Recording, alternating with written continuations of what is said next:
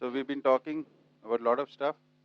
Yesterday we've completed a little bit of a talk about human beings, study of human beings. Then we started the study of order in nature, in which we were studying existence is a system in, by, and for coexistence. And we went into certain details.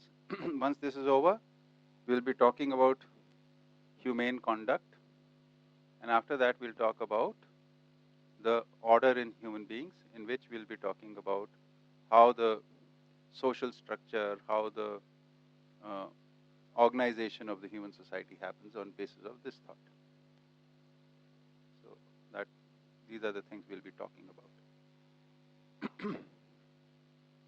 So while others are coming, why not take up some questions from you on, or clarifications or sharings if you have, or any comments you have about what you have been listening to till now.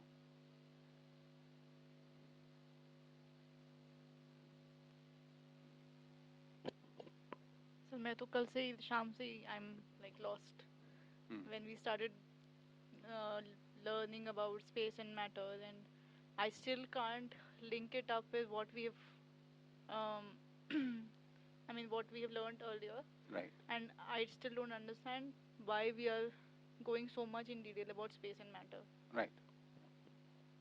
Yeah, that is an important question. Why we are going into it to that level, and why is it? What is its significance? So, you see, like yesterday we were talking about this, that humans want to know everything. As a human being, you want to know everything. And in humankind, there has been search for understanding the causality. What is causing everything, right? Why is everything happening? And why is happening in this manner, right? So first of all, we talked about was that everything is happening in manner of coexistence. Earlier, we have also viewed this whole thing, what is happening, as this is struggle, this is conflict with each other, right? Now we're saying, no, it is happening in form of coexistence. This is the new proposal for you. And if you accept the proposal and you practice it, it can become your worldview, right? So everything is happening in coexistence. Like, suppose you agree to it for the time being. Then why is it happening like this? That question comes. To understand that, we have to go there, right? For some of us, it is good enough to know that things are coexisting. So that satisfies us. At the time, we don't have the need to go for the why. That's okay. But sometime later you will get it, because you also are a human being. Once you have imbibed this, it's settled within you, then the question will crop up. One. Second, when you're trying to explain it to somebody else, then also you'll need to know. Right? So unless until you get the complete picture, you will not be able to live it or explain it. But how you start engaging with it right now will depend on your area of interest. Like for you, maybe it is the relationships, parenting, that part might be more important. So you'll focus a lot there. We can only focus in certain areas for the time being. But for understanding in the background, the information will be there. You will have the presentation also, you heard it also. So you now know there is something to address this. You don't really know what exactly it is, but you know there is something which addresses some fundamental question. So when the need arises, you can go to it.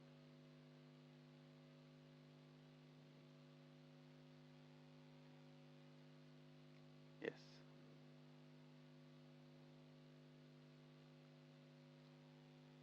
So we are just doing the initial sharings or questions or clarification before I continue with the content.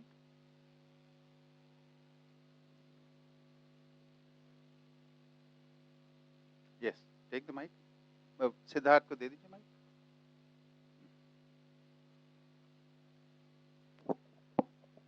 Uncle, if half of what makes us human is spiritual, doesn't that entail at least some amount of faith and lack of proof? it does entail some amount of faith, but not lack of proof. How? Whenever you go to learn anything, whenever you want to learn anything, learning is a process which is when, if you want to learn something in detail, you need help from other human beings who have learned it, right? Suppose as a child, like I keep joking with Ishan that he needs to learn cooking because he likes to eat, so I keep suggesting for last 2 days. But suppose he decides to learn cooking. Like somebody who knows cooking can teach him, show him. Teaching means can help him what he wants to do, right? But when you start learning, you need to have faith and confidence that this person who's going to teach me is going to teach me correctly first. And what he's teaching me, these points, you examine and accept, but initially it's on faith. And then as you start dealing with those things, you start realizing, okay, this part is okay, but this part needs some correction. Right? That is realization. Right? So the journey of education, journey of learning, how does it start?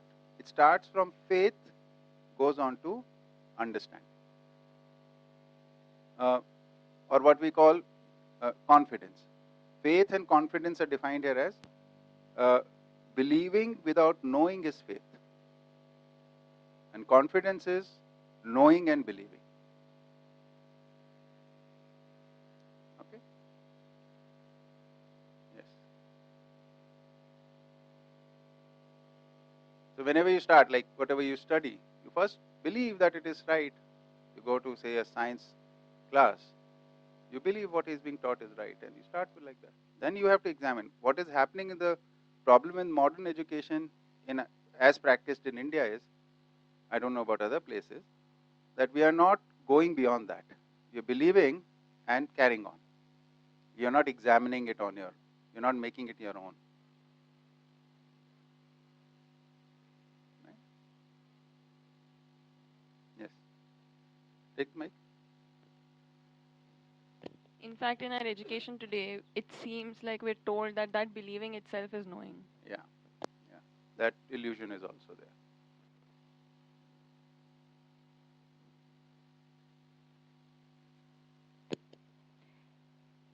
I feel like yesterday's the talk, it is what it sort of I think in our day-to-day life we also see an order even in our behavior and stuff. Like when we do something bad or we shout at someone, for example, even if we are made to believe that it's justified, it still doesn't feel good. So there's an automatic kind of self-regulating system in us also, Yes. in terms of our conduct, which reflects whether it makes sense or not. And I think so seeing that order in your own life also helps. It kind of makes it obvious that the universal order, and when you see the plant order, it would be obvious that it would be orderly. Yeah. But then also when you see the vast level of where the order is and the strive for perfection is, you can see that in your own life, that is where that urge comes from. Yes. And then it seems much more obvious that, no matter what, distractions on the way, but unless you actually follow that route, which keeps you in alignment, Yeah. you can't be coherent, or you can't be happy or fulfilled. So I think that kind of, wraps up that whole thing in a very kind of Yeah. beautiful way, I think. Yeah. It does give, if you accept this, then there is meaning to life. Right? The meaning is searching, first is searching your purpose, then finding your role in nature, finding your role in society. All this gives meaning to life. And this can only happen if everything is orderly, and within that the human domain, which is so small, will obviously be orderly, but we've yet not been able to discover it. So we need to discover that part. But there is an inbuilt mechanism in all of us that we keep searching for orderliness. Whatever your belief system, according to that, whatever is orderly, you want it like that. Right? So somebody might be religious by their belief systems. They will look at things should happen like this because this is how they are supposed to be. Somebody is a scientist, will look at it from this is how it should happen because this is how orderliness is. Somebody is a social worker, talks about social rights, equal rights for people, social justice.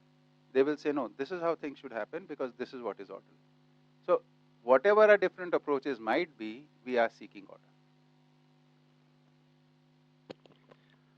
I was just thinking that actually, because you said religious, I was thinking about how often people really struggle when something really bad happens, because they have this belief in God, who is good, but then they say, how can terrible things happen? Because there's an all-powerful, good God, right? And so that often is a dissonance for people, which they then try and solve some way, and sometimes their answers are very, very strange because they have to contort themselves to come to some kind of equilibrium, basically. Right. Yeah.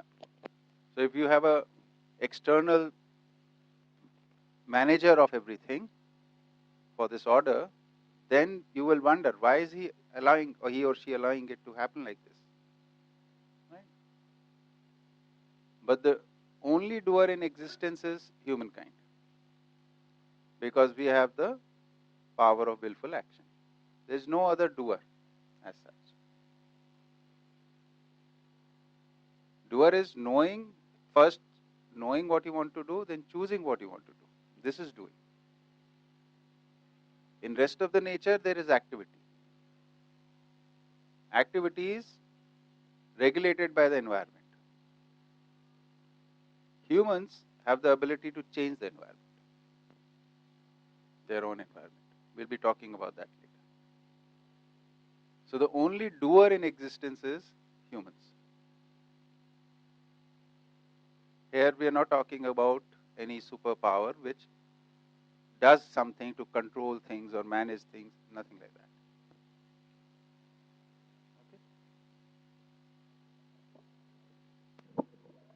Is there a conflict between order and creativity? Not at all. Order is like the principle, and that principle gets evidenced in many forms, and all the forms are new creations, new creativity. Right? For example, there are so many forms of butterflies, there are so many forms of grains, there are so many forms of fruits, so many forms. This is all natural creativity, right? And then the creativity in humans, we can be so creative.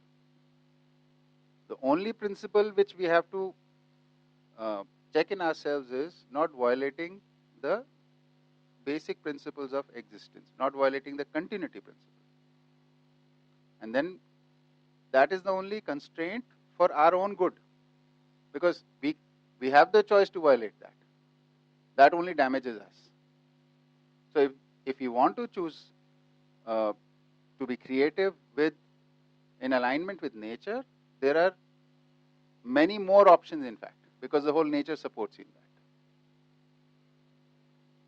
that. To go against nature, you need to be, all the forces of nature are trying to restrict you. So there are a lot more constraints in that. So there's huge amount of creativity in alignment with order.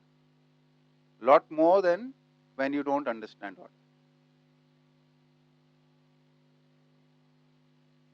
Yes.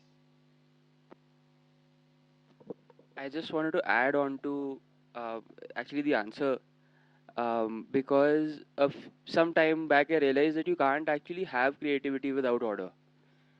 That if there are no rules, then there is no framework to be creative in. Yeah.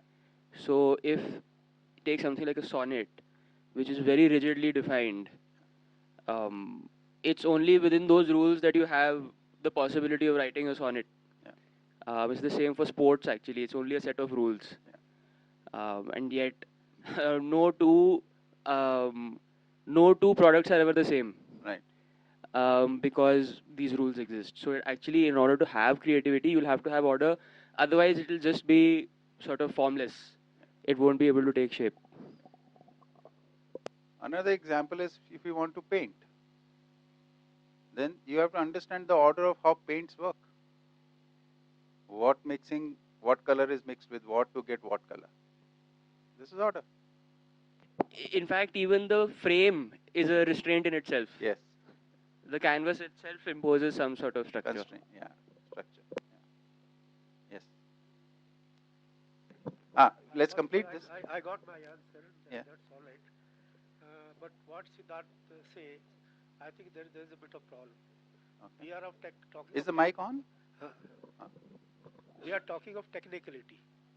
When we say if a form of poetry, or a combination of color, Yes. that is technical part of it. It's not creativity. Somebody had created sonnet where sonnet was not there. Like many forms, these technical forms have been created by people.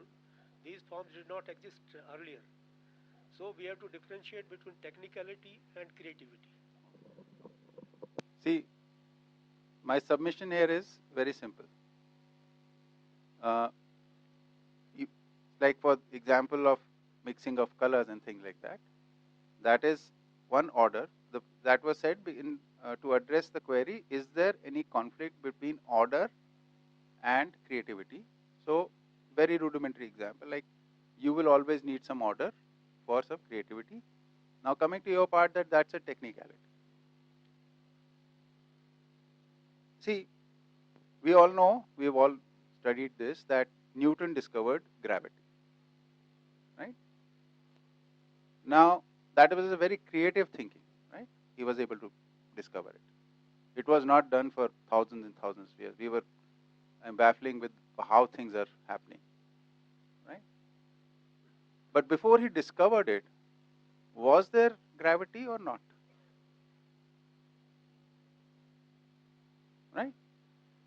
So creativity is a process of discovering new patterns which already exist. These are harmonious patterns.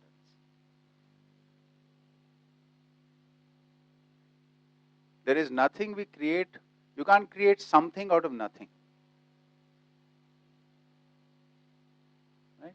And whatever we are doing is we are identifying it. That's what we are calling identifying or recognizing and responding. So when our awareness levels go in certain direction, we might find things which are not yet prevalent.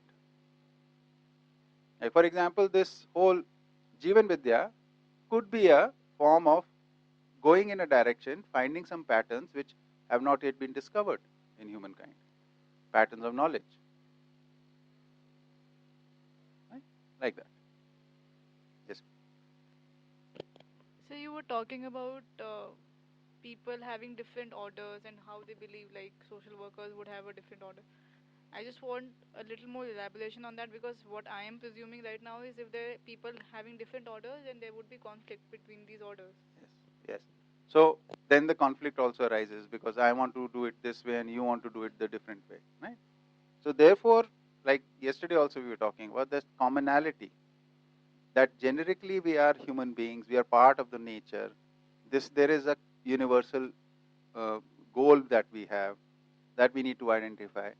If we keep that as a focus point and never violate that, then we can all these differences can be resolved.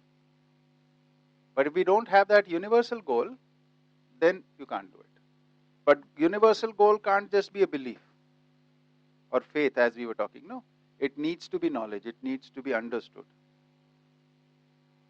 Because beliefs, when you have a belief and how you live that belief, and even if though I have the same belief, the way I live that belief will be different. Because there is no uniformity in beliefs. The only place where we can have uniformity is actually fundamental knowledge, nowhere else. And that is also another part which addresses your initial question, why do we have to go into this space and matter? So that is the fundamental knowledge. That is non-changing. That is perfect. That's permanent. That's continuous. So when we start deriving our logics, our reasoning, our processes rooted in that, because this is common for us, there will be alignments. Anything else? Yeah. So I'm not sure whether this question fits in the discussion, But like, if, for example, if I don't believe in God, so I always think that whether it's a good idea to like convey that to my daughter. Anyway, she's watching me, so she has a instinct about it, how much I like believe in God. So, but if children ask this question, so I'm not sure it's a good idea to say that like there is no God, or there is God. because I think if I remember my childhood, it was an anchor. Like you don't feel the entire burden of the entire universe on my mother is a deeply religious woman, and she has been through lots of ups and downs in life. But uh, God has always been an anchor for her, and that's where she finds solace in her the part she does. So it's like kind of meditation for them. So, but I'm not sure. I mean, of course, they won't believe me if I tell them because they have their own set of beliefs. But the children are looking onto us, so I'm not sure like what to say to them. See, still do the same thing what you're doing. I won't recommend what you need to say to your children.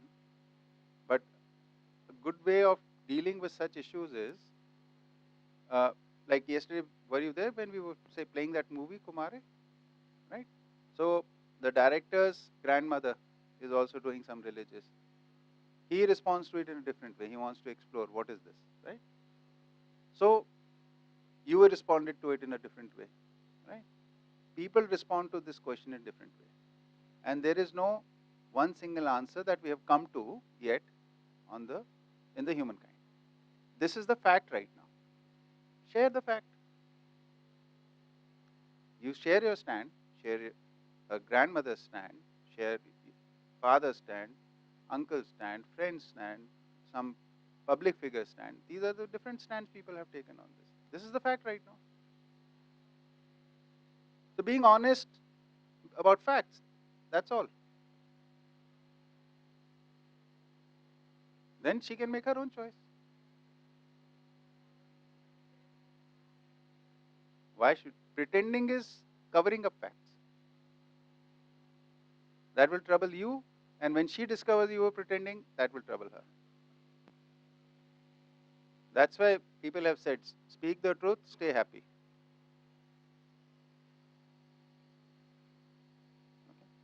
Yeah. So yesterday we started with this main thing. The point to understand is this line. Existence is a system in, by, and for coexistence. Right? Then we talked about that there are two things which exist, which is space and matter. Right? And space is boundless, all-pervasive power. Matter is infinite, indestructible units.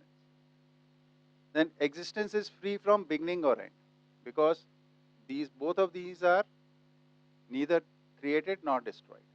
Right? So there is no beginning or end.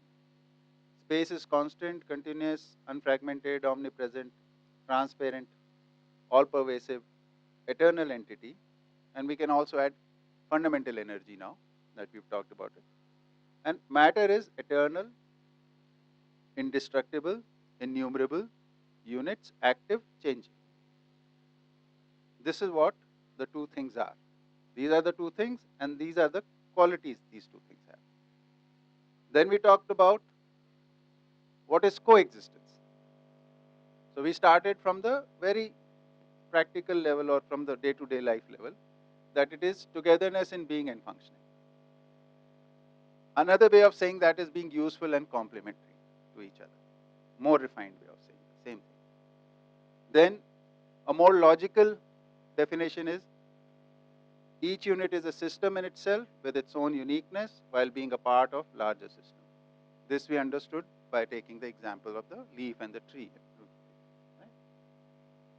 And then we came to this, that actually fundamentally all matter, whether insentient or sentient, all this matter is permeated in space, and this is the complete picture.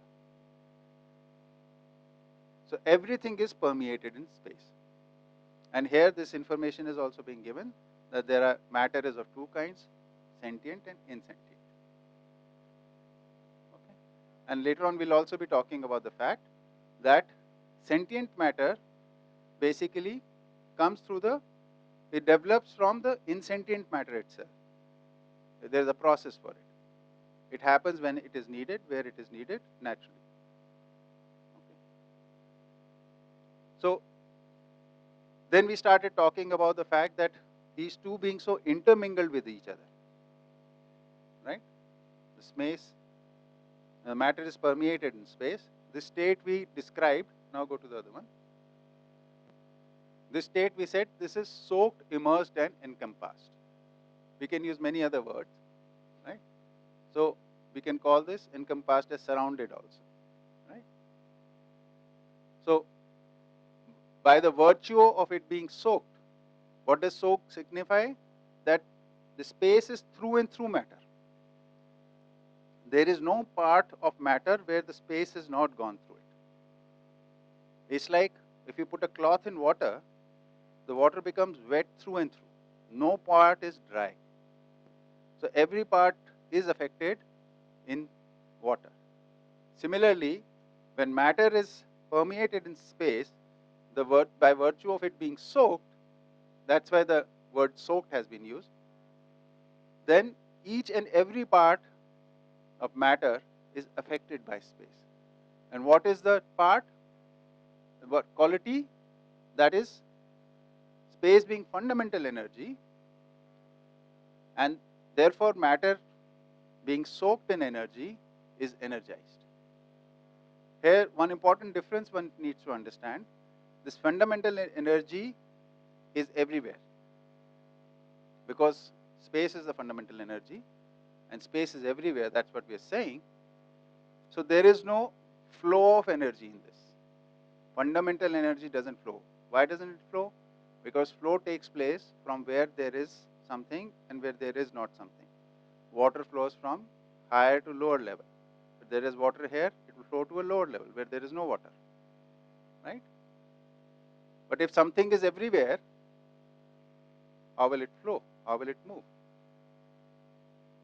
So there is no movement, no flow. So using the language of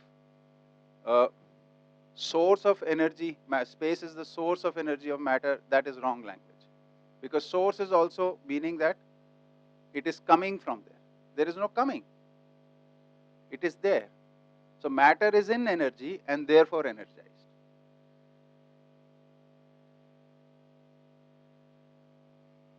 What energy we talk about in daily life, that we are calling relative energy or the work energy. So when this fundamental energy in which matter is soaked, this matter which becomes energized shows activity, is active. And this activity results in, when two particles interact or two entities interact or more than two interact, then their relative motions generate some energy, like sound energy, electric energy, heat energy. These are all forms of relative energy. These flow from one system to the other system, from one atom to the other atom, from one planet to the other planet, depending on their organization, if it is needed or not, from one biological cell to the other biological cell, right? From one compound to the other compound. That's what affects the bonding, unbonding of compounds and things like that. So the work energy flows. Work energy is a different thing. So the concept of absolute energy or fundamental energy and relative energy is here, which if any of you wants to understand, the details are available, for which you will have to do advanced study of this. Right? Then we were talking about it being immersed, right? And in there we brought about the concept of space being perfect, right? The matter is immersed in perfect, and therefore it is active to exhibit perfection. Okay. So something which is perfect is completely stable, therefore it is unchanging. That is only space. Whereas perfection is basically showing the influence in perfect, the matter being imperfect, and therefore it is showing some perfection in some aspect. It can't be completely perfect. So this difference between perfect and perfection, right? So for example, many particles come together and become a stable system, say like an atom. They are moving in coordinated motion. So, like for example, all of you must have studied in schools or read in books that there are atoms and they have some particles which go around in orbits, right? And does anybody know what is the speed of these electrons which are going around in orbits?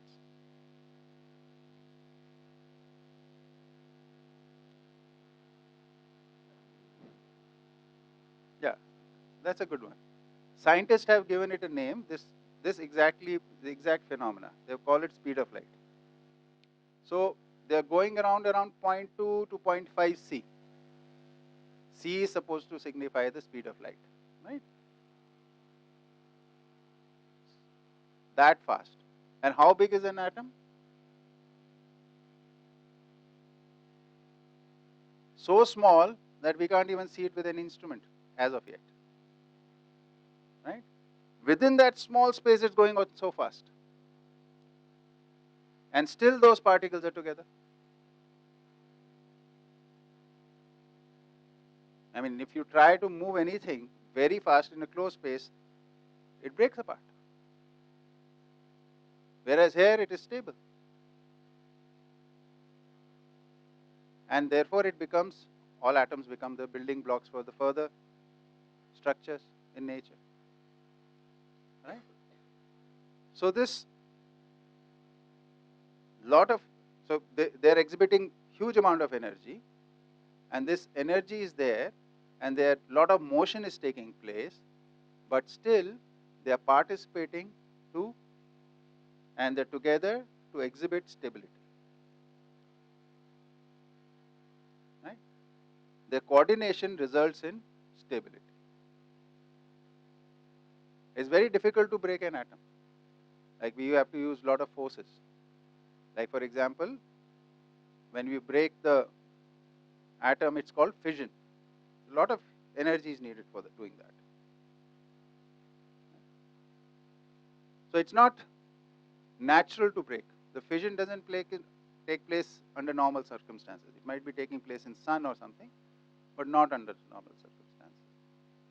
Normally, all these atoms are very stable. So this stability indicates towards tendency of being stable. And with stability, we are relating to perfection. And yesterday also I mentioned this fact, that there is one configuration of an atom which becomes fully stable, completely stable. So structurally stable atom is being called, it is being called structural perfection. So in the aspect of structure in which there is movement, lot of motion and things like that, it has come to a state of harmony where nothing is going to go out or nothing is going to come in. Like in an atom, normal atom, when its duration is over, the lighter atoms join together to form bigger atom.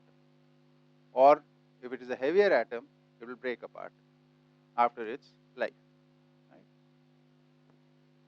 But in this case, this atom, which we are calling structurally perfect atom,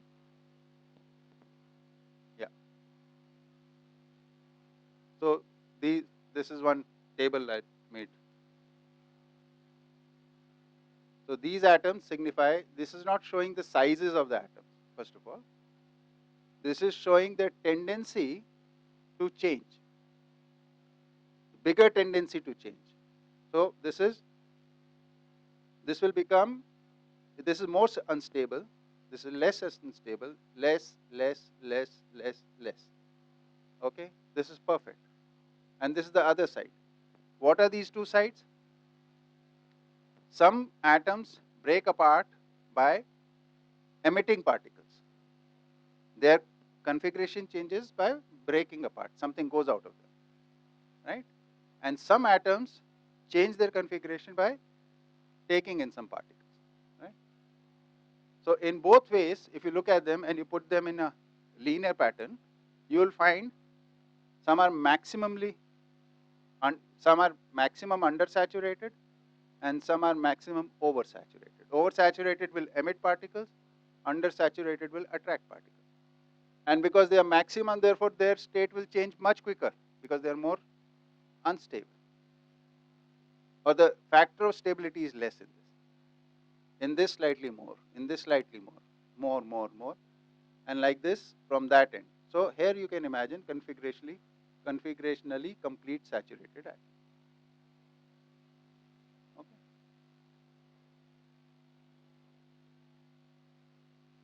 So just for showing how things are happening, how we are, and this is also the conscious atom then. Yeah. Like, for example, undersaturated means they have less. So all your lighter atoms, hydrogen, oxygen, nitrogen, carbon, these all belong here somewhere. Okay, the heavier atoms, uranium, plutonium, and all those things there. So if you've studied science, the atoms which have more than 4 orbits, right? They have large number of particles. The nucleus impact on the outer shells is not that much. So therefore they have tendency of changing configuration by emitting. And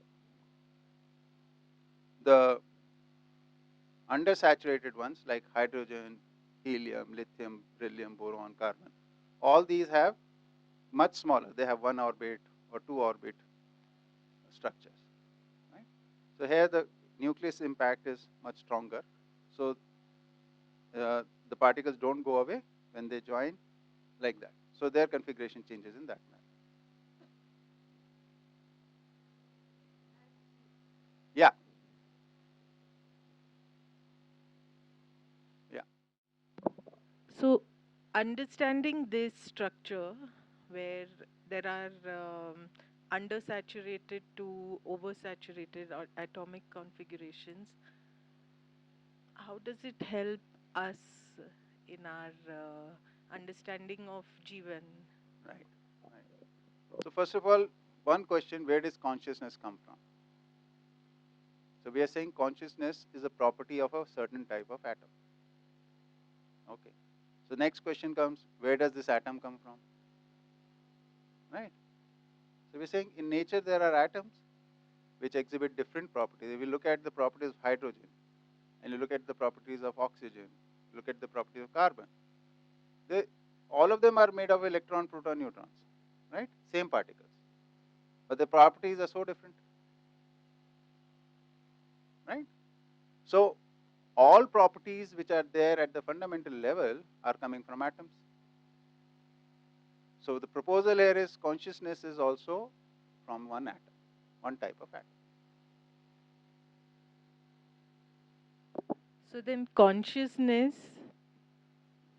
where does it lie, with under the undersaturated or the oversaturated, or Neither. neither? Neither. It lies only in this one type, which is configurationally complete saturated atom. It is configurationally saturated, which basically means it doesn't need to give anything or take anything anymore. It's complete. This we are calling structural perfection. Okay. So can we say that human mind or humans are at various levels of saturation, and they strive to be the complete saturated atom, so that there's complete consciousness? Because I know I'm not complete. No, I I don't understood have what you're complete saying, and this is a consciousness. very relevant question, and there's nothing wrong with that. So there is not only one perfection. There are 3 perfections. So this is the first one we are talking about here. Okay, which is the how does the consciousness come about? So it comes about when the certain number of atoms become configurationally complete. That becomes the conscious entities. Then they start functioning along with the body. Bodies are evolving through the physical chemical process in nature. right? So there is complementary. This consciousness needs to express itself. It needs a tool, which is the body. So they both coexist in forms of animals as well as humans, right? Now, the in the initial stages, like in animals, the full abilities of conscious are not exhibited. Okay? In the human form, there is potential for it to exhibit full all of its abilities. So that's what we are calling spiritual awareness, spiritual awakening. When you through a proper study, you come to your full potential. That is the second perfection. Okay, when the conscious unit Jeevan comes to its full potential, it starts functioning according to that, right? But the story doesn't stop here. Now, a human being who's realized human being, has all the potential realized of its conscious, now needs to exhibit this in its conduct. So there are many aspects of our conduct, like we talked about work, behavior, intellect, spiritual. So all these four levels, it has to live in harmony. When it does that, then its conduct perfection is also there. That is the final thing. When this happens, for this to happen, it leads to an impact on society. The society starts getting orderly. So harmonious families, harmonious communities, harmonious society, and harmonious humankind. Slowly, slowly over generations, this will develop. When individuals strive for conduct perfection, right? Like this. And all this motivation is coming from here. Yes. Why did it have to be 3 ways of soaking or like coexistence? Why couldn't just immersion, given it energized and magnetized and regulation and balance? That's first question. Second is, why did unstable atoms exist in the first place? And then, if all insentient matter or atoms are trying to become sentient, as in gain perfection and configurational, then if that means that after say a million or billion years, everyone as in every atom will become sentient. Yeah. So what will happen to the body, because that will have to be that should contain sentient matter. Okay. Right. So first of all, when we are using these three things, this is just an analysis to understand certain properties, right? So first what we said was sentient and insentient matter is permeated in space. So we used only one word. Okay.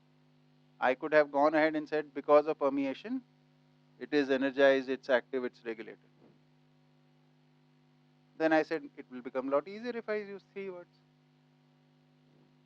If it is not, then go back to the first one. If there is a need, we can make it into 10 things. Right? So we use analysis as a tool to understand things. The purpose is to understand. Understanding is being able to see the reality as it is. Okay? Then the second question, that why are there unstable atoms? Right? So in nature, everything has a role. Right? So each unit of matter has a role. So when we look, and everything exists together. So you'll find subatomic particles are existing, atoms are existing, molecules are existing, molecular chains are existing, biological cells are existing, and all the superstructures, they all are existing at the same time. Right? Now when we look at some space and time, in the constraint of space and time, say look at our planet, then we find that certain particles, it's a full planet with innumerable particles, huge mass, right? Out of this huge mass, some matter or maximum amount of matter is being useful by ensuring the structure is stable. The planet's shape, the planet's motion, and everything. A lot of that participation or contribution goes into ensuring that this planet in itself is stable in structure and motion. Okay? Some particles or some atoms participate in the on the surface, forming the different uh, creations or the structures, like from atom to molecule change to cells to plants to animals, all these structures. They are participating in this part, right? There's a huge amount of matter which is at Earth's core, which is needed for maintaining the structure of Earth, magnetism and everything. So some part is playing that role, then some part is playing part in the evolutionary process on the surface. And out of that some part, and I'll show you a diagram how that is starts exhibiting the respiration process, which becomes the biological world. And after that respiration, then comes the animal world, in which the ability to move as a unit comes about. Right? We'll be talking about that. And then the ability to see everything, understand everything, which is in the human order. So, for the humans to be able to see, each and every atom and particle is playing their role to perfection. Perfection in what sense? In togetherness. Without the structure, this evolutionary process can't take place.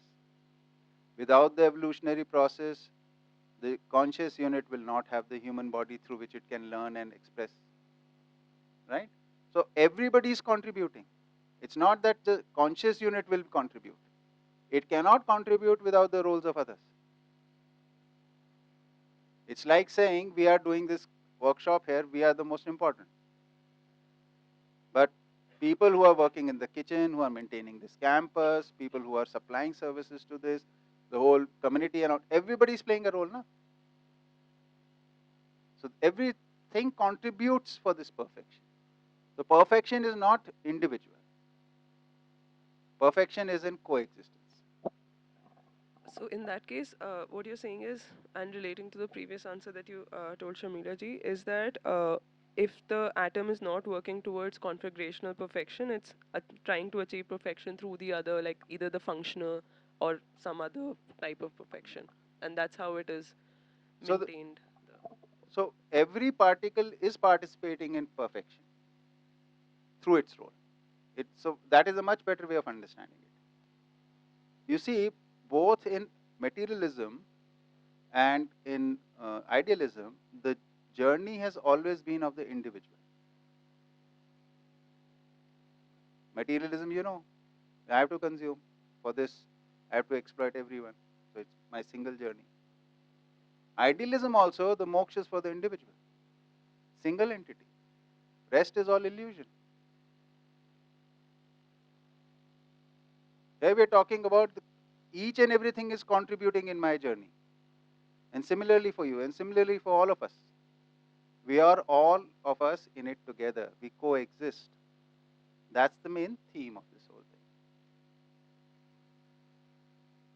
Right?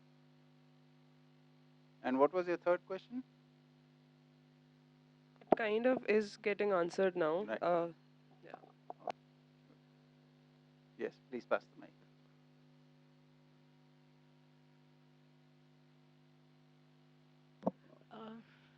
So what I understand now is that the human body is matter, which is insentient matter. Insentient matter. So there are two parts to the human body. One is the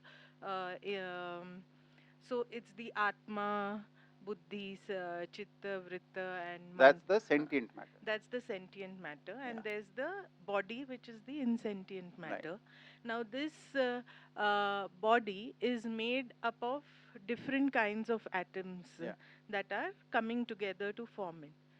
So, over the course of one's journey as a human, so from baby, say, to old age, and then you pass away. So when you pass away, the body again becomes matter, a different form of matter. Yeah, the form keeps changing. Yeah, because the form keeps changing. What happens to the sentient matter? It associates with another body. in the womb and starts another energy and Okay. another journey. Because when we say, yeah, that's, but how do we know whether that is? Yeah. So how do we know? Right now, only logically what is happening. I'm just giving you some reasoning, right? To know is not just accepting the logic. That will only be agreement, right? So we have a faculty in ourselves which we are calling Atma, where realization takes place, where you get to know. So you have to awaken that through study. Then you'll know that this is so. Right now, you're taking it as, okay, this makes sense, this makes sense. So you are making some perception based on some logic right now, right? Along with that, some belief is combined with it. Some part you believe, some part you have doubts about. Slowly, slowly, as you engage with this content, you start getting to a place where you see, okay, this if this is so true, then this is livable. So let me say first practice it a bit.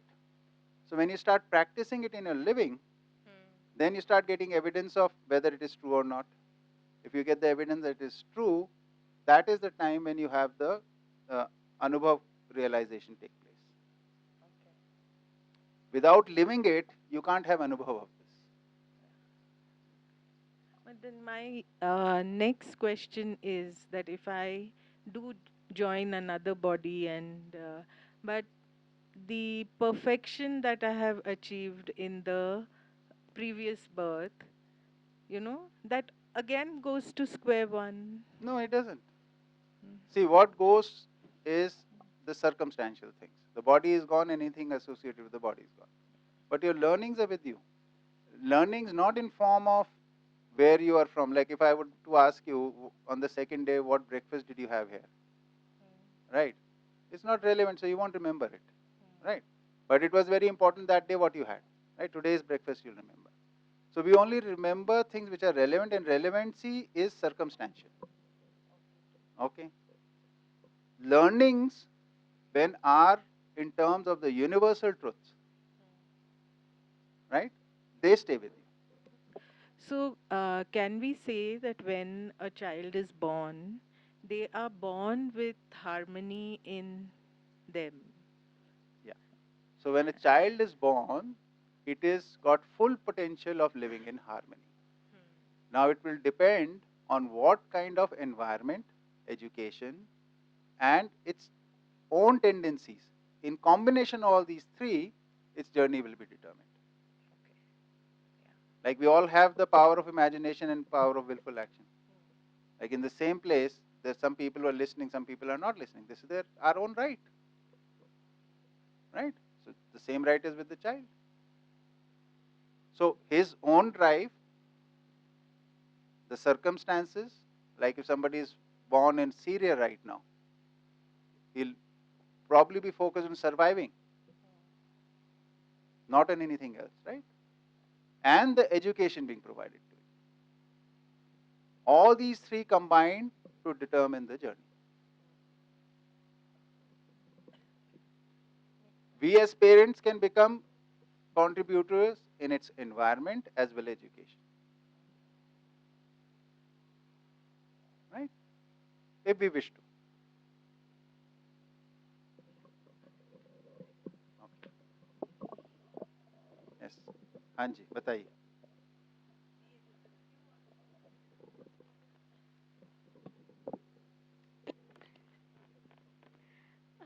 That means my grandmother died. Yeah. So her sentient Atma now in another body.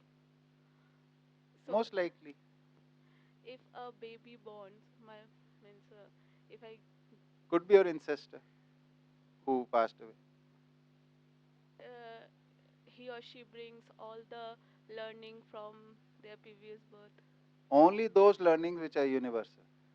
Yeah.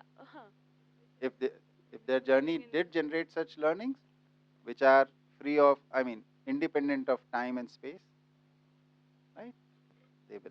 They'll be with them. Not in form of memory, in form of tendency.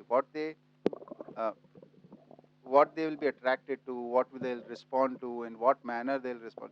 So even if you see two twins born in the same household, they have different tendencies, right? That is because of that. Is it possible that now you're saying that we might take a rebirth, or not rebirth actually, but the conscious goes on in its own way? But in natural circumstances, in today's world, what we live in, there's this funny statements that they give us. अगर काटेगा तो कुत्ता हो जाएगा. So is it possible that we can take an animal form or any other living thing kind of form? Yeah, so that's a good question. This coexistential system is for perfection, right? So anything which is for perfection, it promotes progress, not regress. Okay?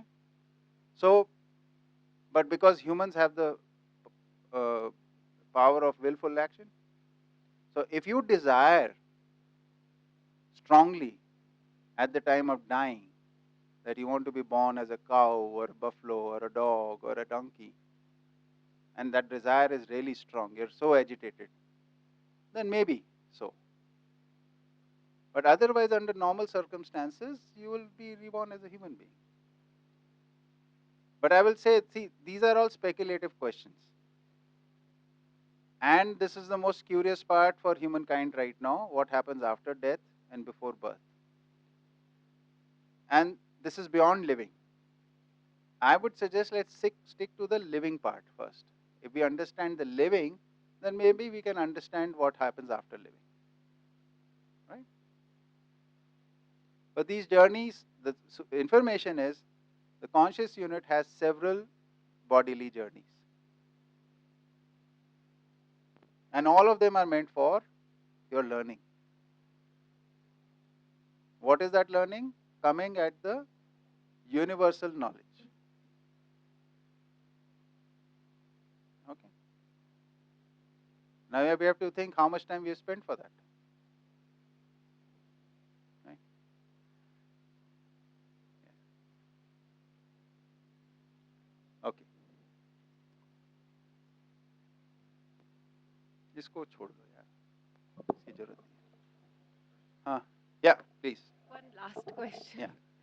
Like, so, am I to think that I'm having both the undersaturated atoms and the oversaturated atoms In your body. in my body? Yeah. And once the And you, as conscious, are the sentient atom. the undersaturated one is coming to the configurationally saturated. Those atoms are in their configuration. Okay. Those atoms form molecules. Molecules form molecular chains. Molecular chains form biological cells. Biological cells form tissues. Tissues form organs. Organs forms the body. And this is all done on basis of the DNA of the body, the cells. So that mechanism works. So you, when you relate to your body, it first of all you relate to I've got arms, I've got legs, I've got this, and this. What is all this made up of? So various organs. Organs are made up of tissues. Tissues are made up of cells. So to understand, we are analyzing all this. Right? The body is made up of. We don't interact at the atomic level with the body. Right? You and I, when we interact at the bodily level, a fully functional, complete body. Right?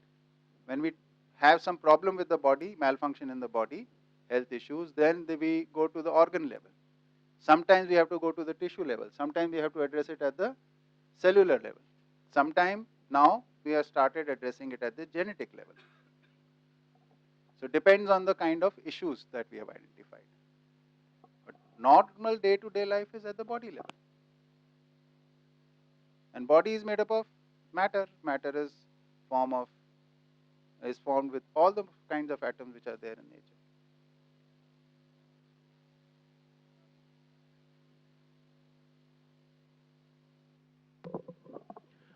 What are these sentient atoms? Like for the insentient atoms, we have the names like hydrogen, carbon, oxygen. Yeah. What are the names for the like sentient atoms? So it's called Jeevan. This is Jeevan Vidya.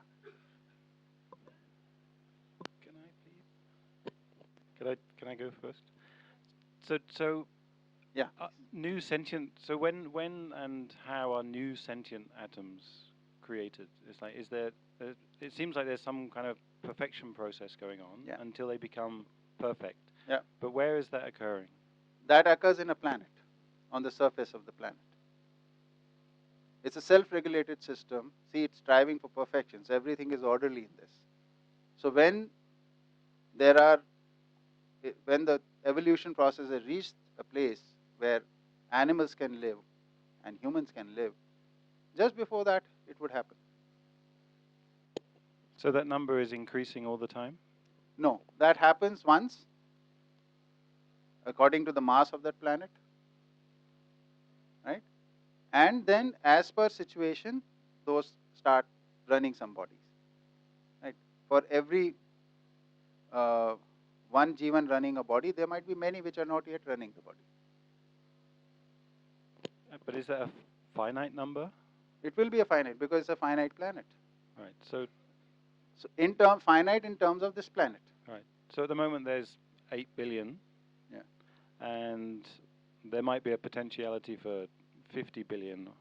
Whatever the potential of the Earth is. Right. Some say 10 billion, some say 20 billion. But that's only the human population. There are in the animal population also, which is much larger than this.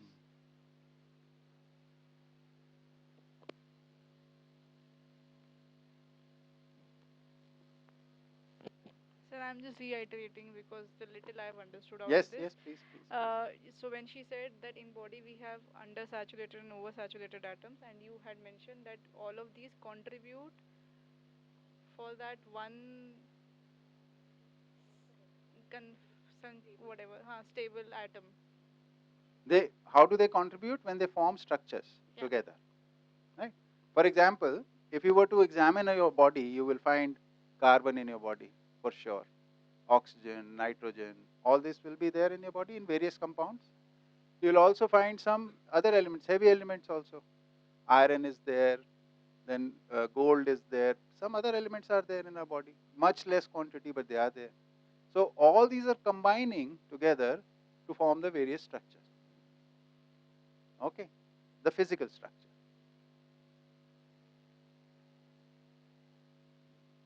But here they are not working to form any conscious atom inside the body. Conscious atom has already there, it's running this body. Right? Now the process on this surface of this planet is there when the bodies are formed biologically and a conscious atom runs that body. It's like a car coming out of factory and a person driving it away. The only thing is factory is one centralized thing. Here it is happening distributed model.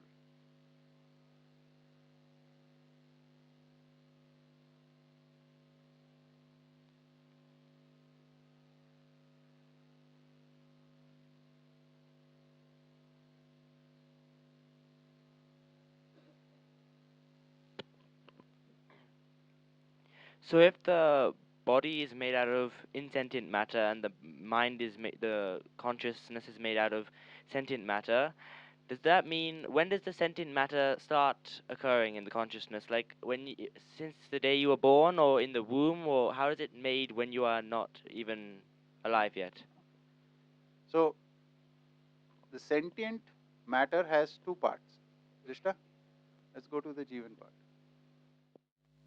So presently, what we call conscious part of us is this one. Okay? This is what we use. Interestingly, this comes into action, this kicks in when we are associated with the body. If we are disassociated, this stops functioning because it has no role. It is needed for running a body. Okay? And it can only function with the inputs given by the body. Without the inputs from the body, this cannot function. That's why you can't feel it. So what happens at that time? The only thing which can happen here is observation. And observation is always a function of awareness. So if you are aware about things beyond body, then while living, and when you die, still you'll stay aware of that. But if you're not aware, then it's like a deep sleep. You've gone into a deep sleep. You don't know. So you die, and when you are reborn, it's like opening eyes, and you don't know anything from the past. So you think you started now, like we all feel. But if a person who has gone through this journey of enlightenment and then to Anubhav, then when they wake up, initially they'll also feel like they've just started the journey. But slowly as they progress, they'll start getting inkling of there is something more, and they will again go through this part and arrive here very quickly compared to others. That is the journey. So, does that mean that the sentient matter that you were in your past life never dies and it just continues on in you, so you don't have to reform the matter, you just, sentient matter is already the same? Yes. Okay.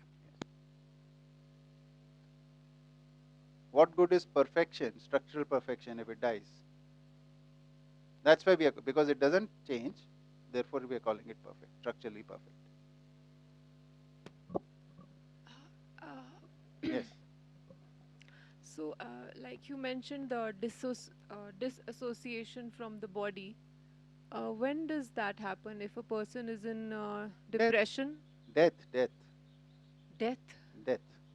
So, in all other situations, these 4.5 would be working?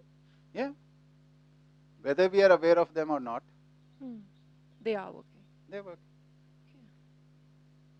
See, when I say they're working, that means I'm in control of using them. Like you can use your thinking power, you can use your visualization power, you can use your desires, right? You have control over them.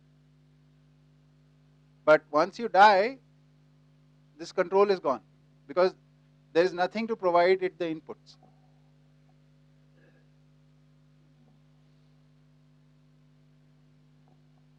I have one more question.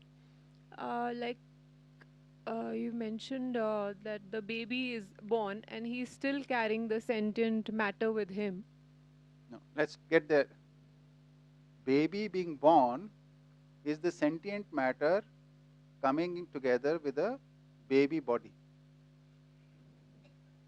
So the insentient matter is coming with the baby? Yeah, the body. So the baby is a combination of Jeevan as well as the body. I am Jeevan as well as body. Jeevan is the sentient, body is the insentient, right? So when a baby is born, the insentient matter is already there. It now associates with this body, which is forming in the womb, which is a biological unit. Now it starts controlling and running this body within the womb itself. Then it takes birth. And some sentient matter is there in the baby. That is a Jeevan. One Jeevan atom, not some. One. Only one atom. So is it possible while growing up that he will lose that Jeevan due to the environment or some other barriers to his Jeevan? Yeah, there is possible, and it's called death in accident. Only death. Otherwise it can't be suppressed, that Jeevan. In fact, Jeevan is the thing which keeps the body alive. If there is no Jeevan, the definition of death is separation of Jeevan and body. But if Jeevan is equal to consciousness, yeah. So means everybody is having that 5.5 at birth? Potentially we have all 10 at birth. We only are utilizing 4.5. From birth, so we can't even utilize our analysis and visualization properly. We slowly learn. So say by the age of 5-6 years, those 4.5 are functioning in their potential. But rest of the things, potentially they are there, but we are not able to function on basis of them. That is the difference.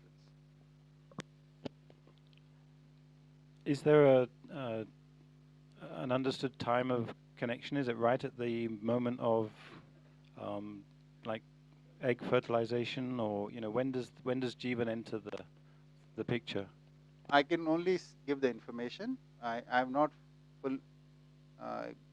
verified this on my own, but the information is on the 52nd and the 55th. No, that is the determination of the gender. This is around the 4th month. 3.5 to 4 months. Yeah, between 3.5. So the indication of that is when the baby starts moving in the womb. Before that, you don't sense the movement.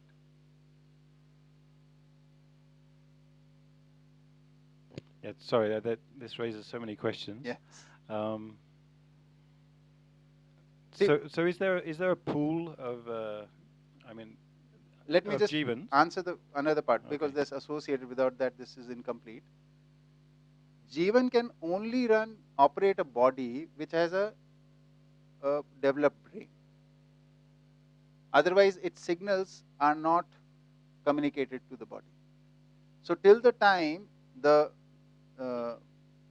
zygote develops into a certain form and it can accept the signals, or the Jeevan can operate through giving the signals to the brain. Till the time the brain has developed to that level, it doesn't associate with it. That is the reason it happens like that.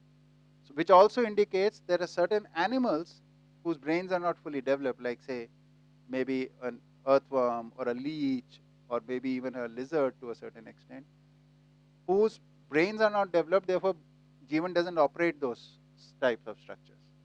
It operates those kind of structures like say a cow or a buffalo or a monkey or more developed birds, certain reptiles, birds, and mammals, things like that. Right? Yeah. Now you were asking something. So is there this kind of pool of Jeevan that's waiting for the opportunity to incarnate? So yeah. So when we are first of all, where is this? It is here, this very planet, right? It's not anywhere else.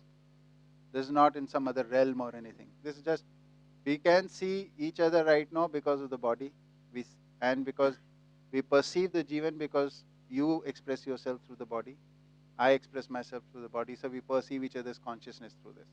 But without the body, it is very difficult to perceive this, right? Because we are used to perceiving things only through body, right? So once the body is gone, they are here itself. If you want to call that pool, and there are many Jeevans at that time. Each Jeevan, after leaving its body, at the time of leaving the body, has certain preferences for a certain kind of lifestyle in which it's supposed it will get happiness. Like, so for example, somebody thinks if they have very good food or certain kind of food, this is what gives them happiness. Or somebody thinks they want only travel will give them happiness. So those journeys will start in places where those opportunities are available to them. So if somebody wants to live an eco-friendly life, he will be born, nature will provide, or it will happen such that he will be born in some areas where living like that is possible.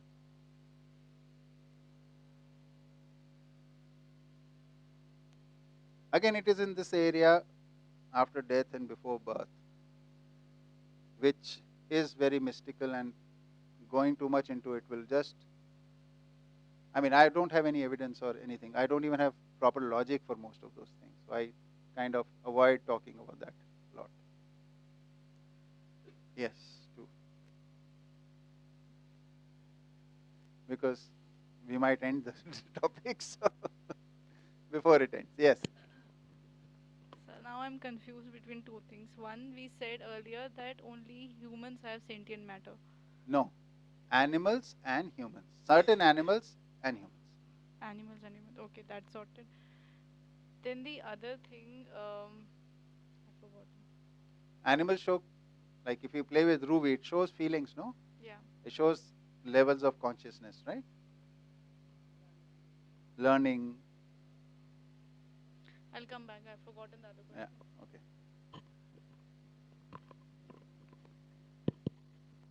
So first of all, I've understood very little of this particular topic. I want to make it very clear.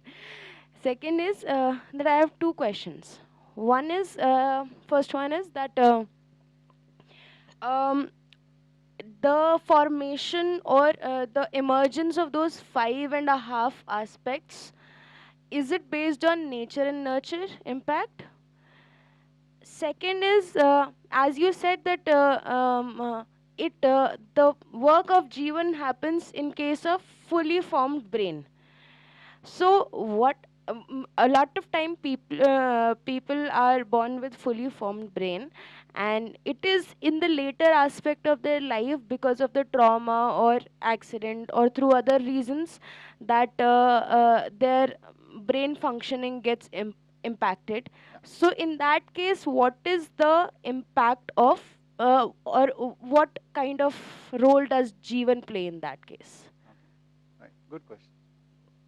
So, in case of this brain development thing, see, like if you want to go from here to some place and you want to go in a car, the car should be functional, right? So, if the car is not properly functional, it's not in its harmonious condition, then it will be difficult. Say, engine has some problem or tires have some problem, so it won't function, or the braking system. So, the body is, if any part is not functioning properly, then the Jeevan is not able to express itself or learn through it properly, because it's the media. It's like when you're using a mobile phone and the suppose the processor is not working properly, then the phone can't be used, right? And even if the speaker is not working properly, then you can't use the phone. Forget the processor, which is more important. So if there is damage to brain, say sometimes in childbirth or thing like that, that happens, then there is nothing wrong with the Jeevan as such. So, but it is not able to express itself fully because the media of expression is not working properly. And therefore it can't learn things because the media for learning is not working properly, the body. But their feelings are at the same level. So people who work with physically challenged or mentally challenged, as it's called, children or adults, at the level of feeling they are equals.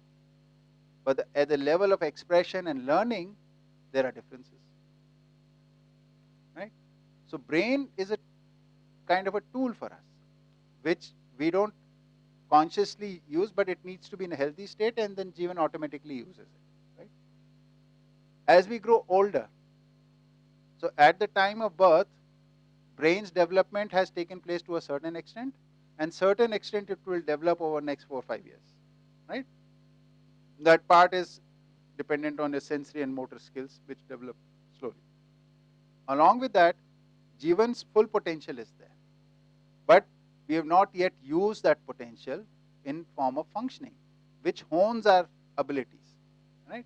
So as we grow up, as we hone our abilities in motor skills and sensory skills, along with that our conscious skills get also honed. So if we are focused, if we are in the learning process, then we slowly grow. We grow consciously also, our level of awareness increases. Also, our ability to do many things through our sensory and motor skills increases. Then comes an age when we learned what we have to learn, and now we live as responsible citizens. So if our learning process has gone smoothly and it's been completed, then we can live properly within the community and the society and nature. If it hasn't gone completely well, then we'll have problems. That is what is happening right now. So our learning journeys are not getting completed. So we are adults with incomplete learnings. So we stumble through life from one crisis to the other. But sir, sometimes it happens that two people who have gone through a very similar situation, for example, people who have been in some sort of natural disaster. So both of them have gone through a similar trauma, but their response is very different to it. Right. So does Jeevan has a role to play in that also? Yeah, sure. Any response is initiated from Jeevan. Like I was saying when we were answering that question about what impacts the journey, right? So there are three things. One is the quality that Jeevan is trying for, or what the motivations of the Jeevan itself, right? That is one part.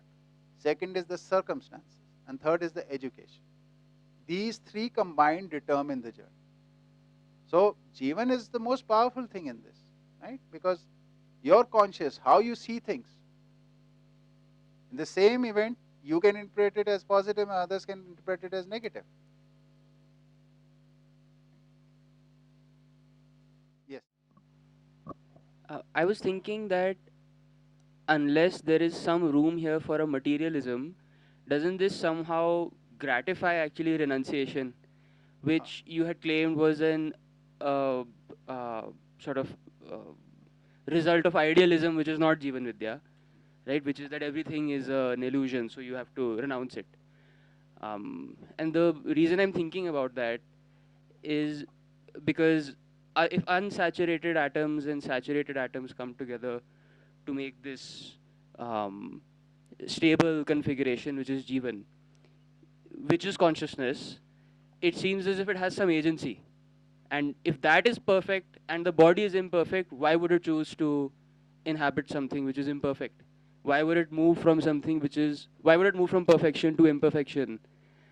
And unless the whole project, as it were, is built so that my particular existence, which is material, the material existence of my body, unless it wants the body, which is material, why would it choose to inhabit something which will someday die? And if that is not the case, then all the idealism claims to renunciation make sense. Then you have to renounce the body and some sort of, then everything does become an illusion and you would have to renounce the world, as it were. Yeah. Okay. So from the first day when we were talking about, Jeevan and Sharir, right? Sorry, Jeevan and body. And we talked about this, that Jeevan, can we go back to that slide, Drishta?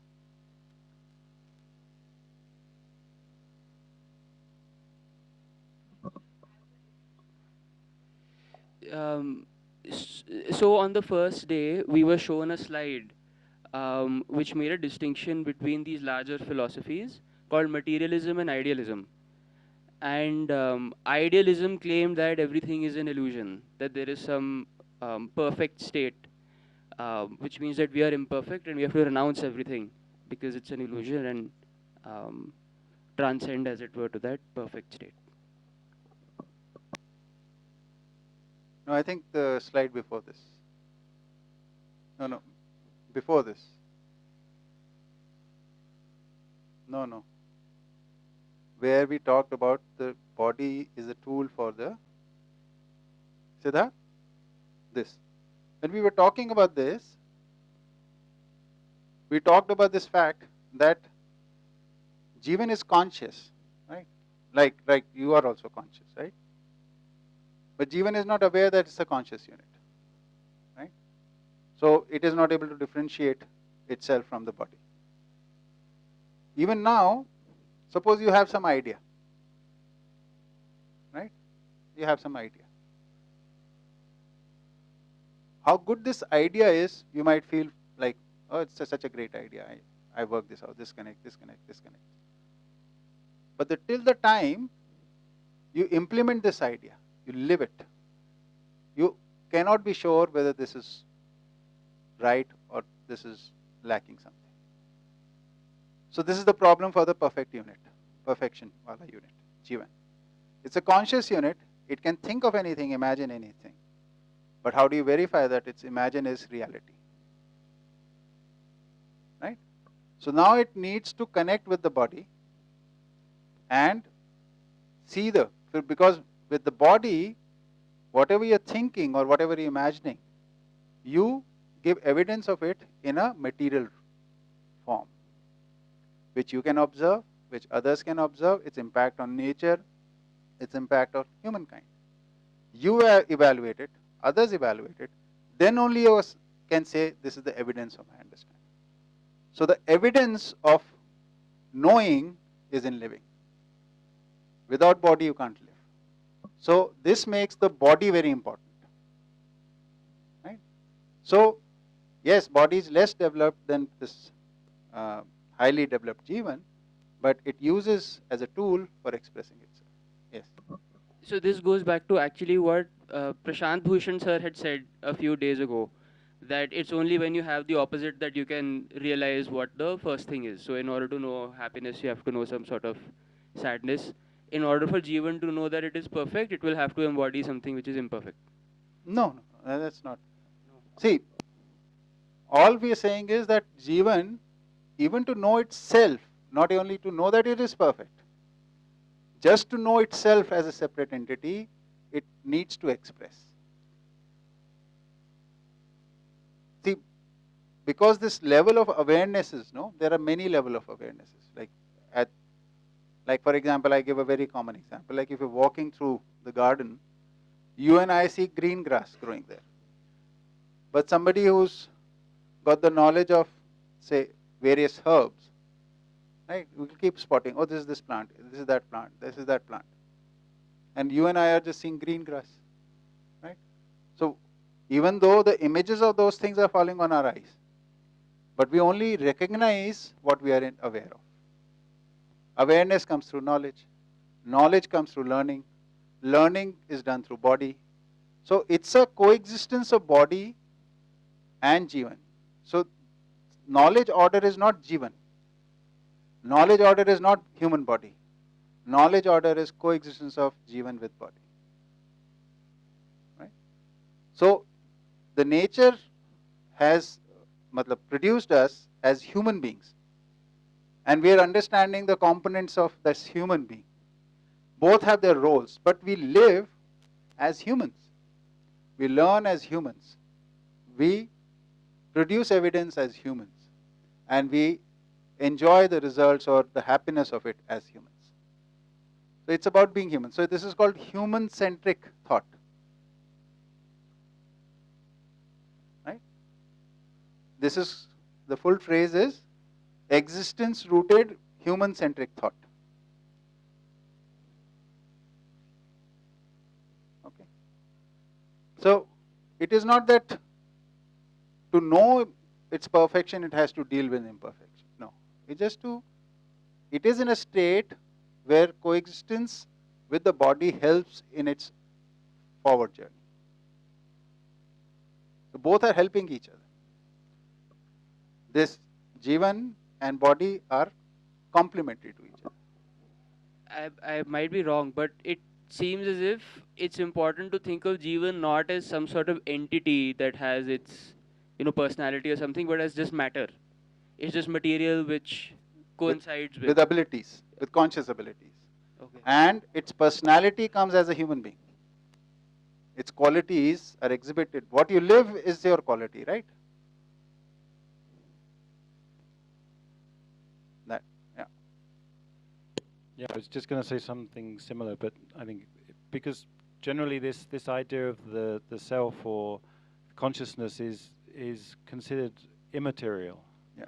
And so then there's this kind of idea, the whole idea of spirit or something that could exist outside of the material.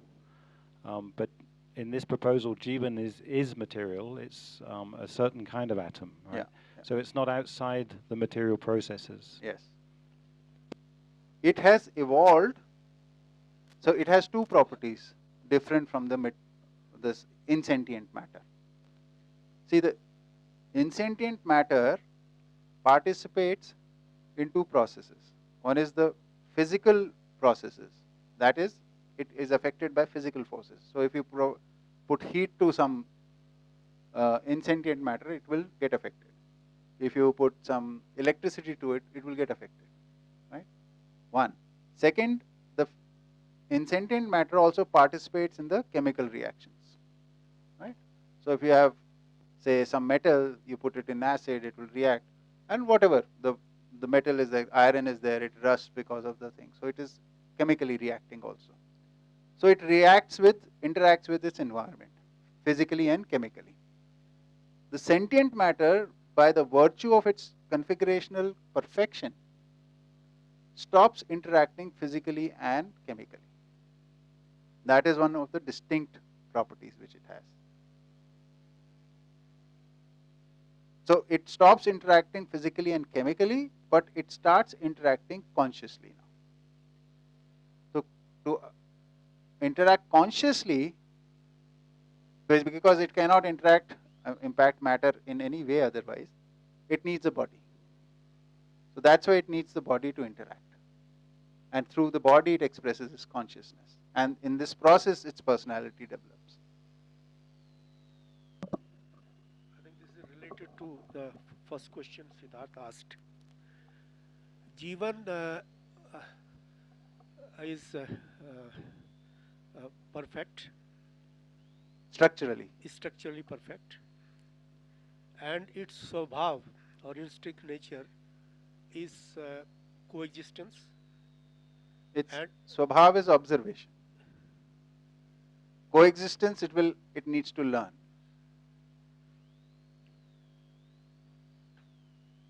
If its nature was coexistence, then from birth we would all be coexisting. okay.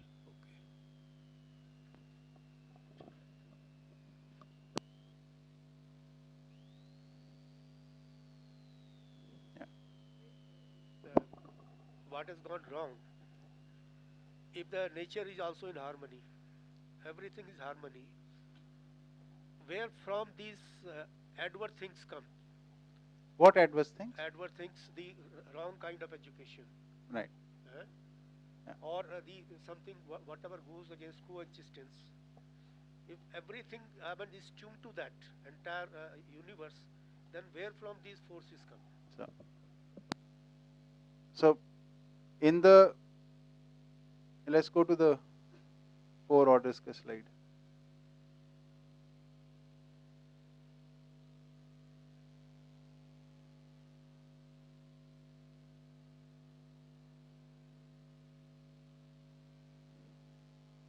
Next. So material order is all things that are made up of matter, right? Next. Biological orders are all things made up of matter and respiring.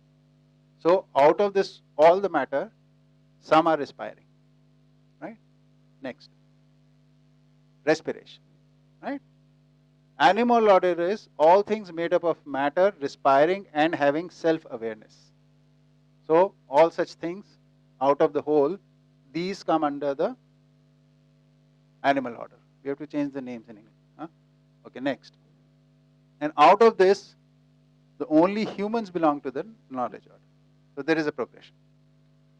At this level, there is self-awareness, okay? But this conscious, which has a sense of self, but is governed by the body, and the body is impacted by the external environment. So if there is heat, it will move in certain direction. If it is cold, it will move in certain direction. If there is hunger, there is urge for sex. And these factors determine its functioning. And this functioning being determined externally still is in balance with the rest of the things. Because it has no free will, or what we call power of willful action. It is only here that the power of willful action emerges.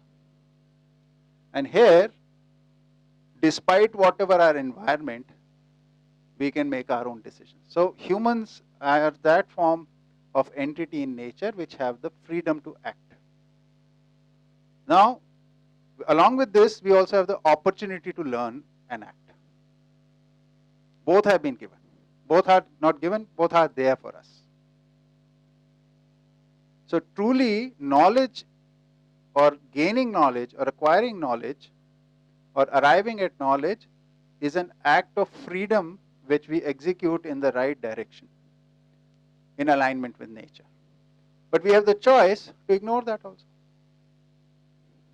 If we ignore it, we will suffer. There is a built-in indication. When we ignore this choice, we suffer. And if we take up this choice and learn, then we get joy. So that also is inherently built in us.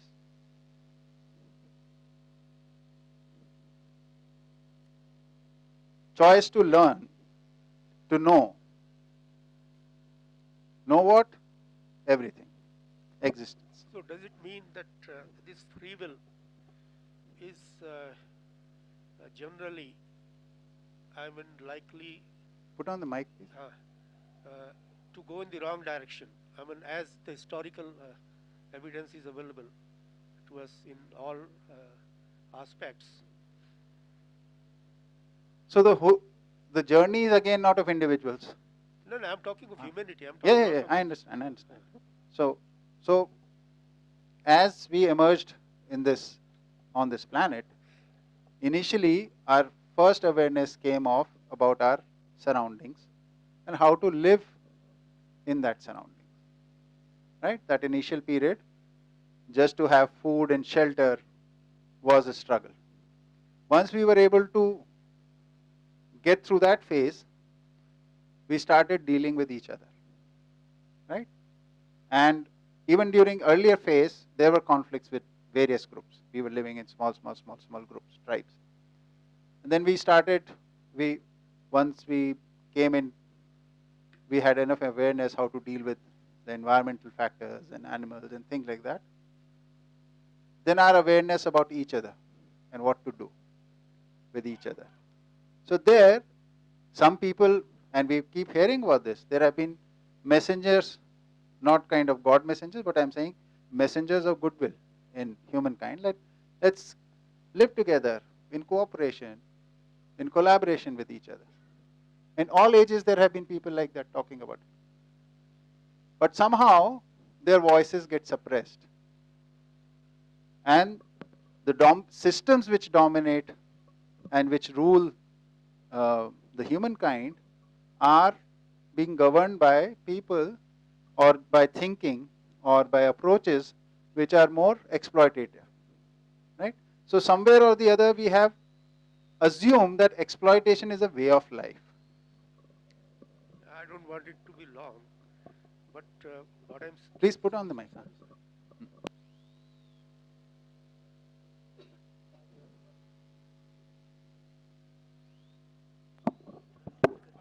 Sorry. No, ठीक है. As we understood here, there is a harmony in nature. Yeah. In the initial phase itself, we were totally in tune with nature. No, never. Humans have never been in tune with nature, ever on this planet yet, as a collective.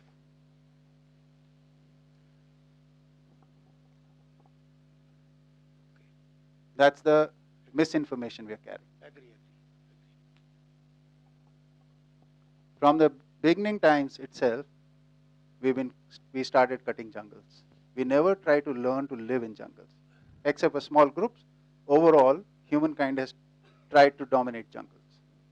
And with the industrial age, we started dominating the mineral world. And that is why we have arrived here.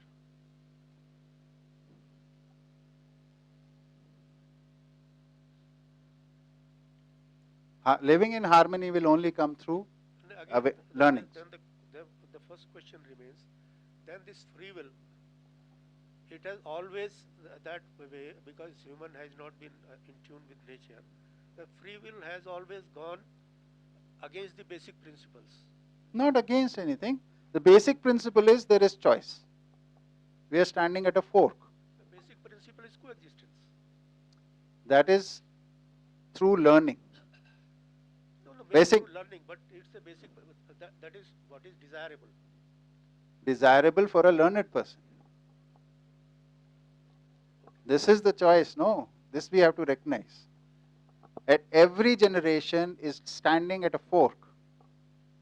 Whether we want to go towards coexisting or we want to go exploiting each other.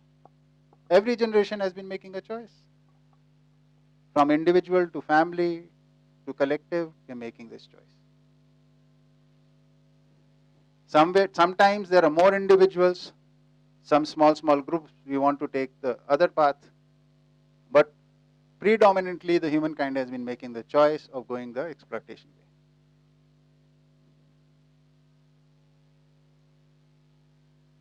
Can I? Yes, please.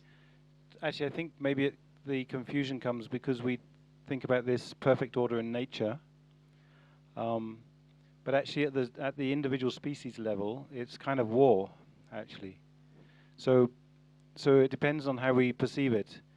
For the actual, for each individual species, they're actually at war for resources. But because they don't have so many capacities, they can't actually overstretch themselves in the way that humans can. I remember once, just because I was having a conversation with someone once, and they were saying, but why aren't we perfect like nature? And I was thinking, actually, if dogs had machine guns, they'd use them.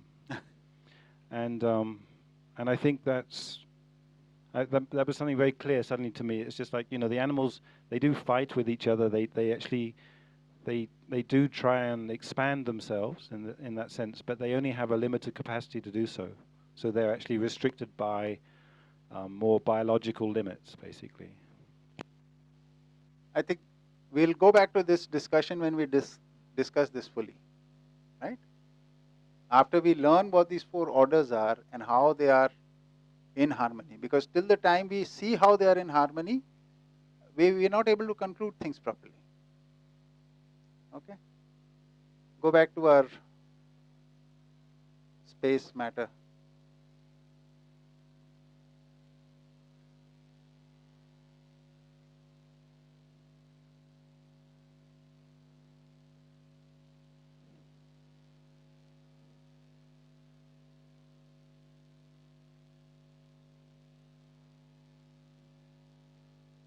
Okay, so we've talked about this permeated in form of soaked, immersed, and surrounded. And just go to the next slide, which part now that you showed, I should explain that.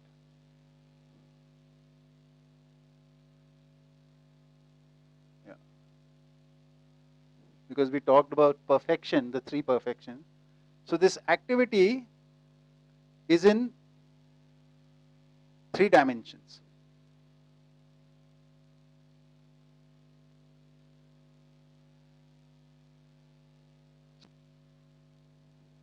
Okay.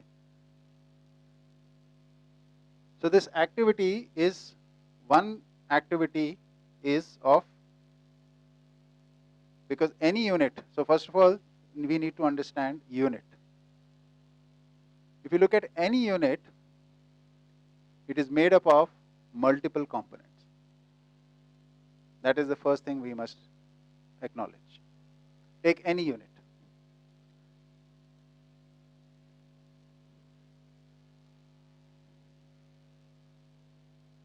Each one or each unit has many within it.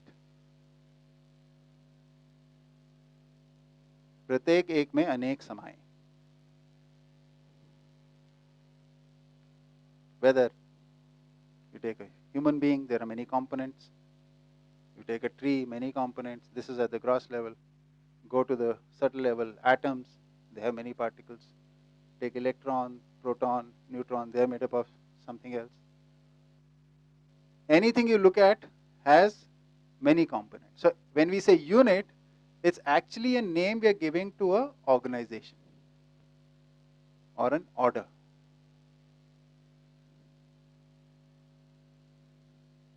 So every one thing is actually an association of many things, which is orderly in its way. Because there is, within these components, there is coordinated motion, coordinated exchanges. Right? So every unit is a structure of many components. So some activity is for maintaining the structure. Right? So one part of activity goes in the maintaining of the structure of the unit. Any unit, whichever level of organization you're looking at. Like even our body needs to maintain itself, for which it needs food, air, water, good environment, right? These are all needed for maintaining the structure. So it takes what it needs from these and maintains it. The interesting thing about our body is it has the ability to repair it itself also. Right? That's the function of a biological unit. So every level, every unit is an organization of many components, and these are in a form of a defined structure, but the structure is never static. There is always coordinated motion in them. Even in our body, so many things are moving. So there is motion. Even in atom, the nuclear particles are spinning, the orbital particles are spinning as well as doing the revolutions around the nucleus, form of motion and effort. Every unit has this tendency to find a higher state of stability. When I say higher state, it means more stability. So there is effort for that. So which signifies progress or growth, whichever word you prefer, or development. So there is effort for development, there is motion, and there is activity for maintenance of the structure in every unit at any level of organization in nature. So when I was talking about perfections, 3 perfections, this structural perfection happens in the conscious atom. When it from physical atom to conscious atom, that transition takes place, that we are calling development, and that happens, and there becomes the structural perfection. This effort is basically for arriving at the maximum stability level, right? A maximum stability level is where all the functions are taking place in harmony. So it's a fully dynamic unit which is functioning in full harmony within itself. That moment it is fully stable. That state we are calling rest or fully stable. And now this unit, which is structurally perfect and fully functional in harmony within itself, is able to have a harmonious, completely harmonious impact outside, which is we are calling conduct perfection.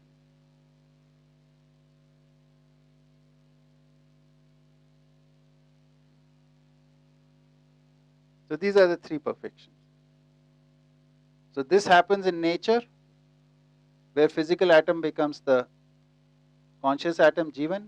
Then Jeevan's journey, the next destination is here, where it's through learning and education, it becomes fully aware, fully functional with its all 10 activities, full potential working. And with those potential, it is able to have an impact in the community and nature of harmony. So this is the existential motivation at every level, if you see. So before this happens, all your physical chemical world lies below this. So your mineral order and your plant order is physical chemical world, right? And then the animal order, the conscious entity as well as the biological entity, they combine. And in humans, that combination is able to achieve this functional perfection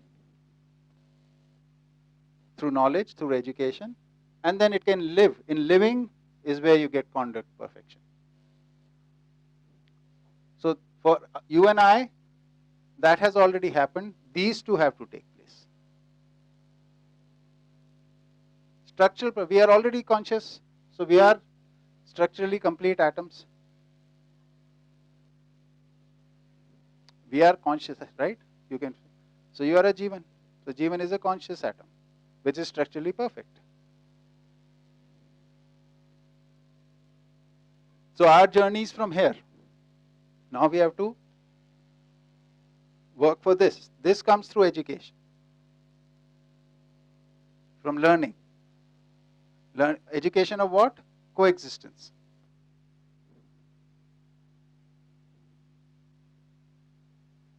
Okay.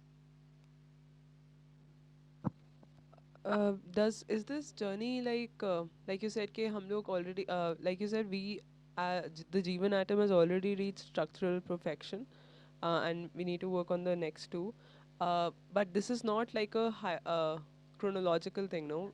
Like you said that Earth revolve constantly uh, in say functional perfection. No, no, no. Okay. They are functioning. They are contributing. See, our role is to achieve this and that. But we can't do this without the help of others. So we won't come into existence without the harmony in the mineral order, plant order, and the animal order. Our human bodies cannot emerge without that. And on a planet which is like in a certain kind of balance of three orders, that is where the human order emerges. Right? But now that we have emerged, we have to complete our role. That will fulfill everything. When humans become realized, then the effort of every mineral, every plant, every animal has culminated into this. Otherwise, it's worthless if we humans don't do our role. But it won't impact them. It will impact us. This whole sense of like we didn't fulfill our responsibility, so the pain of it affects us, not anything else.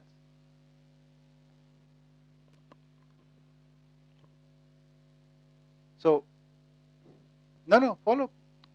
First finish with what your query is, then we'll go on to the other. Then I'm just coming back to my first question that if that's the case, how do atoms, like say there is a sentient matter, sentient atom, insentient atom, how does it decide to not becoming a sentient? Yeah, good question. So, in nature, the rule is that emergence of that which is needed. That is the principle which works. So, for example, you take a small bucket of water and it has some organic matter and you let it rot for some time. Then you'll see some sorts of living organisms emerging from it. Because the conditions are for those, that is what will emerge from it. Okay? So, everywhere, whatever the conditions are, that thing emerges. And in how much quantity? It won't be that this rotting bucket will have billions of organisms. Right? It will have certain number, which is supported by that bucket. So this is planet is a self-regulating mechanism. So say in tropical areas, certain kind of life forms will emerge. In Arctic area, certain other kind will emerge. At the bottom of the sea, something else will emerge. At the surface of sea, something else will emerge. So whatever the conditions are, they will emerge. Interestingly, whatever is emerging is complementary to each other. So it's perfection in totality. It is not perfection in a single thing. Others have completed their role. Whatever they have to contribute for this perfection of the planet, the three orders have done it, and they're doing it. It is continuous. We are the ones who have not yet completed our role. To complete this beauty and to first see this whole system, then participate in this system, and then experience the joy of the whole beauty. That's our journey. Can I have just one more follow-up? So, if in nature only those things emerge, that which is needed, why did willful action emerge if we were if like I think I got you. I got because it is now leading to all this mess. Like we are not able to realize this. Then why did we emerge?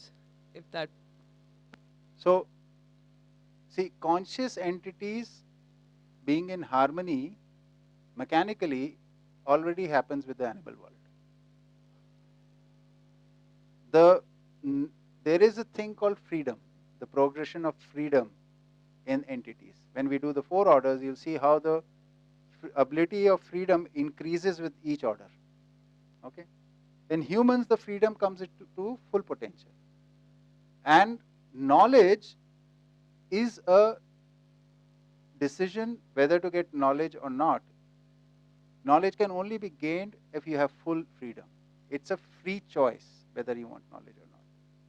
That is the design of the existence. That you have to choose between whether you want to have knowledge or not have knowledge. The nature has given us a mechanism built in. If you pursue knowledge, and the achievements on that path will give you joy. If you don't pursue knowledge, your journey will be full of pain.